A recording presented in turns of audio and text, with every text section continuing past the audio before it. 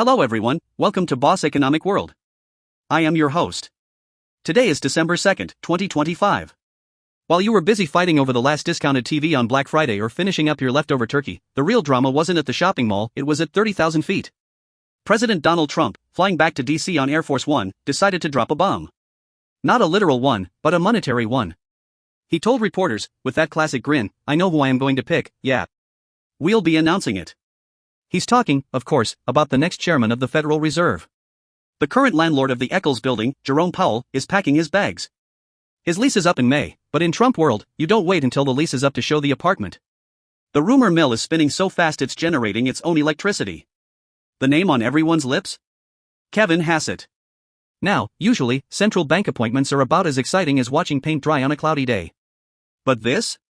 This is different. This is the season finale of The Apprentice, Monetary Policy Edition. And the stakes? Oh, just the value of the money in your pocket and the future of the global financial system. Today, we are going to peel back the onion. We're going to look past the political theater to answer the real questions. Who is Kevin Hassett? Why did the bond market throw a party when his name was leaked? And most importantly, are we witnessing the end of the Federal Reserve's independence? Let's dive in. First, let's look at the context. Why is Trump in such a rush? For the last year, Trump has treated Jerome Powell like a contractor who built a crooked fence. He has excoriated him. He's roasted him on Truth Social. Why? Because Powell, trying to be the responsible adult in the room, didn't cut interest rates fast enough for the president's liking. Trump wants cheap money. He wants it now. He wants 2019 mortgage rates in a 2025 economy. And that brings us to Kevin Hassett. Bloomberg reported last week that Hassett, currently the director of the National Economic Council, is the frontrunner. On Sunday, Hassett went on CBS's Face the Nation. Now, watch the art of the humblebrag here. When asked if he's the guy, Hassett called it a rumor. But then, he did something very clever. He pointed at the scoreboard. He said, "We had a great Treasury auction, interest rates went down. American people could expect President Trump to pick somebody who's going to help them have cheaper car loans." Translation: look, the market loves me. The market thinks I'm going to give you cheap money. Who am I to argue with the market? This is a de facto rebuttal to the critics. And believe me, there are critics. Let's talk about the elephant in the room. The job of the Federal Reserve Chair is supposed to be independent. The Fed has a dual mandate: stable prices and maximum employment. Nowhere in the charter does it say make the president look good for the midterms. Historically, the market hates it when a president puts a loyalist in charge of the federal. Why? Because politicians always want short-term gain even if it causes long-term pain. If the market thinks the Fed chair is a puppet, they usually sell bonds, driving yields up, because they fear inflation is coming back. But here is the plot twist. Here is the punchline that nobody expected. When the news leaked that Hassett might be the guy, the 10-year Treasury yield dropped below 4%. Let's pause and look at the data. The 10-year yield is the most important number in the global economy. It sets the price for your mortgage, your car loan, and corporate debt. A drop below 4% in this environment is huge. Why did this happen? Is the market stupid? Does Wall Street not know that Hassett wrote a book in 1999 called Dow 36,000 predicting stocks would triple right before the dot-com crash? Oh, they know. Here is the truth: the market isn't celebrating sound money. The market is celebrating the Fed put. Investors are betting that Hassett will be dovish. They are betting that he will cut rates aggressively, regardless of whether inflation is stuck at 3% or 2%. They are betting that the days of higher for longer are dead and buried. They are front-running the liquidity hose. If you are a bond trader, you don't care about inflation in 2028. You care about the price of the bond today. And if Hassett is going to slash rates, bond prices go up. It's that simple. It's a sugar high, folks. And right now, Wall Street is eating the candy. Now, Trump being Trump, he loves a casting call. Hassett isn't the only name. We have Christopher Waller and Michelle Bowman. They are current Fed governors. They are qualified. They are serious. And that is exactly why they probably won't get the job. Waller has been a hawk, he believes in fighting inflation. That's not what the boss wants. We have Kevin Warsh, a former Fed governor. He's brilliant, but he's a bit too establishment. He might actually say no to the president. Disqualified.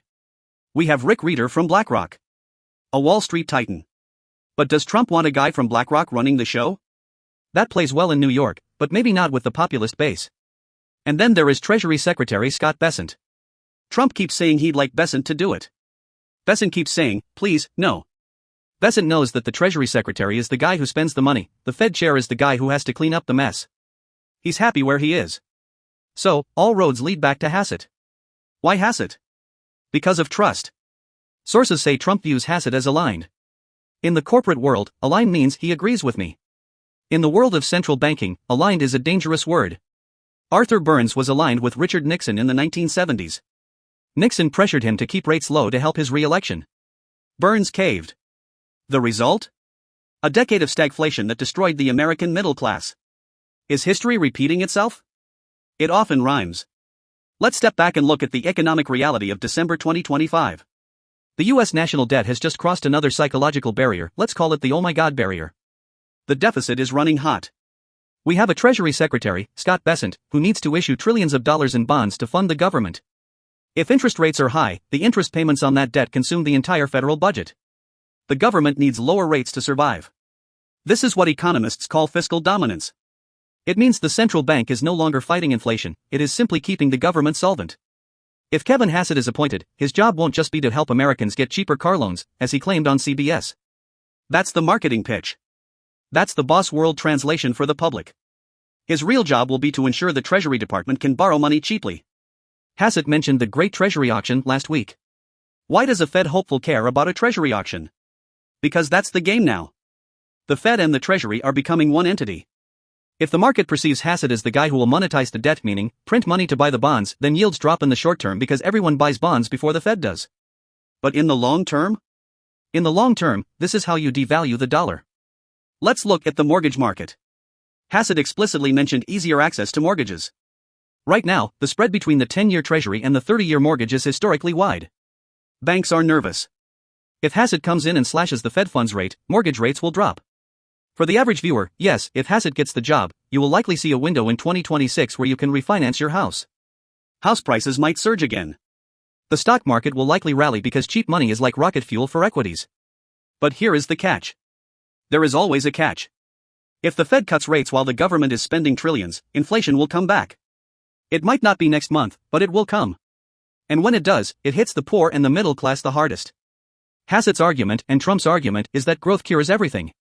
They believe supply-side economics will create so much abundance that prices will fall naturally. That's the bet. It's a massive gamble. So, is it a done deal? Not quite. Whoever Trump picks needs Senate confirmation. Even with a Republican majority, Hassett is controversial. Analysts warn he may struggle to unite the Fed's rate-setting committee. The FOMC is full of PhDs who pride themselves on independence. If Hassett walks in wearing a MAGA hat, there will be internal conflict. Dissenting votes. Chaos. And markets hate chaos. Hassett's interview on Sunday was a strategic strike. By highlighting the positive market reaction, he's telling the Senate, don't block me. The market wants me. If you block me, the market crashes. It's a leverage play. Treasury Secretary Bessent says the announcement could come before Christmas. A nice little gift for the markets. Or a lump of coal for the inflation hawks. So, what is the truth behind this event? We are witnessing a regime change. For 40 years, the narrative was that the Fed must be the adult in the room, taking away the punch bowl when the party gets too wild. Trump, and potentially Hassett, are rewriting the script. They believe the party can go on forever if you just manage the supply of punch correctly. The drop in the 10-year yield below 4% tells us that, for now, the market is willing to play along. The traders are grabbing the cash. They are front-running the rate cuts. For you, the investor, the professional, or the person just trying to buy a home. 1. Watch the 10-year yield. If it stays below 4%, the Hassett trade is on. Equities soar, commodities likely rise. 2. Watch the dollar. If the Fed loses credibility on inflation, the dollar will weaken against hard assets. Gold, crypto, real estate. 3. Don't fight the Fed. If the president and the Fed chair are holding hands and skipping towards lower rates, do not bet against liquidity in the short term. Trump wants a loyalist. Hassett is auditing for the role. And the market is currently applauding the performance. But remember, in economics, there are no solutions, only trade-offs. We might get cheaper car loans in 2026, but the bill for the erosion of central bank independence will arrive eventually. And that bill is usually paid in the currency of purchasing power. I'm the boss. I analyze the truth, you make the money. See you in the next episode.